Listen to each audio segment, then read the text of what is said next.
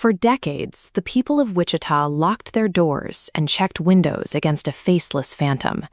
They imagined a monster lurking somewhere on the fringes of society, unaware that the threat was actually the local compliance officer driving through their neighborhoods and measuring the height of their grass.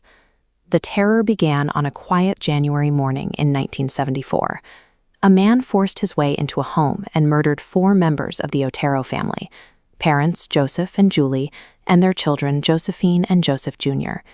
It was a methodical, intimate intrusion into a space built for routine and shelter. That single morning erased the community's baseline assumption of safety. A house had been entered in daylight. A family had been destroyed. The boundary between public danger and private sanctuary collapsed, forcing residents to realize that their own homes could no longer lock the outside world away. The killer demanded authorship of the resulting fear. In letters sent to the press, he coined his own acronym, BTK, standing for Bind, Torture, Kill. He refused to be an anonymous threat, instead forcing the city, the police, and the media to use his chosen language and participate in his self-invention. Eventually, the letters stopped. As the years stretched into decades, the acute daily panic calcified into background dread. The acronym became generational local lore. People went to work, children grew up, and older residents learned to lower their voices when recounting the old terror. But the families of the victims remained trapped in the machinery of not knowing. They carried unresolved grief through passing anniversaries and court dates that never arrived, haunted by the agonizing possibility that the man who had destroyed their lives was still living an ordinary life among them. The decades of silence functioned as a prolonged psychological hostage situation. By withholding his identity and refusing to be caught, the killer retained ultimate control over the city's fear, keeping the community tethered to his unwritten timeline. By 2004, the fading of public attention had become a profound insult to the killer's vanity. He could not tolerate obscurity. Driven by a narcissistic need to be noticed again, he broke his long silence, choosing to reactivate the case simply because he felt ignored. He began sending ordinary objects, envelopes, photocopies, a cereal box, to local media outlets. It was a deeply asymmetrical exchange. He was staging a safe, smug performance of control, while simultaneously ripping open the private wounds of the victims' families, purely for his own gratification. This forced law enforcement and journalists into a brutal ethical trap. They had to process his clues and inform an increasingly anxious public, but every press conference and headline risked feeding his legend and amplifying the exact narcissism that was driving his return. His sudden reappearance shattered a civic illusion. The city had hoped the killer belonged to the past, that he had died or moved away.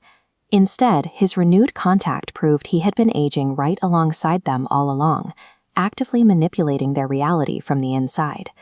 The killer's arrogance ultimately demanded a guarantee. He placed an ad in a local newspaper asking police a technical question: could a floppy disk be traced? Investigators understood they were negotiating with an ego, so they published a calculated lie. They told him it was safe. In 2005, he mailed them this obsolete office relic. He believed he had perfectly sanitized it, treating the physical plastic and the deleted files as obedient objects he could fully control. This diagram shows what investigators actually saw when they examined the drive. Below the surface text of his documents lay hidden metadata. Digital forensics proved that deleting a file is not the same as making it disappear. The computer had preserved a meticulous history of the user's actions. Buried in those file properties was a digital path pointing directly to a specific community institution, Christ Lutheran Church, and an ordinary user profile registered to a man named Dennis.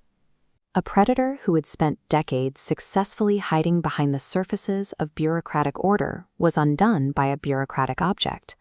He trusted his own cleverness, completely failing to realize that administrative tools have a memory of their own. The mythic phantom collapsed in February of 2005. Police arrested Dennis Rader. The monster the city had feared for 30 years had the banal, recognizable face of a completely ordinary local man. He was a husband, a father, a church council president, and a compliance officer for Park City. The revelation instantly contaminated the memories of his neighbors, co-workers, and congregation. Ordinary conversations, petty neighborhood complaints, and trusted relationships had to be horrifyingly re-examined. Later that same year, Rader pleaded guilty to 10 counts of murder. He recited the details of his crimes with an emotionally sterile, procedural calm that stripped away his self-made myth, revealing a cold administrator of violence. The true horror of the case was entirely rooted in his respectability. He didn't exist outside society. He weaponized the symbols of civic safety, using clipboards, badges, and church schedules to camouflage his predation in plain sight. But the story does not belong to Dennis Rader. It belongs to Joseph, Julie, Josephine, and Joseph Jr., to Catherine, Shirley, Nancy, Maureen, Vicky, and Dolores. 10 human beings whose lives and futures were permanently interrupted. The justice system handed down 10 consecutive life sentences, but for the families left behind, closure is a false concept. Legal arithmetic can punish an offender and confine him to a cell, but it cannot refund decades of stolen time or fill the empty chairs in a living room. The case leaves behind a severe societal warning. We rely on titles, steady employment, and rule enforcement to signal safety. We must stop confusing that social legibility with actual moral goodness. Control, disguised as duty, can hide the worst kinds of damage. Investigative systems, metadata, and forensics caught the killer, but it is the responsibility of society's memory to protect the victims. If we want to tell this story truthfully, we have to ensure that the brand he invented never outshines the real lives he stole.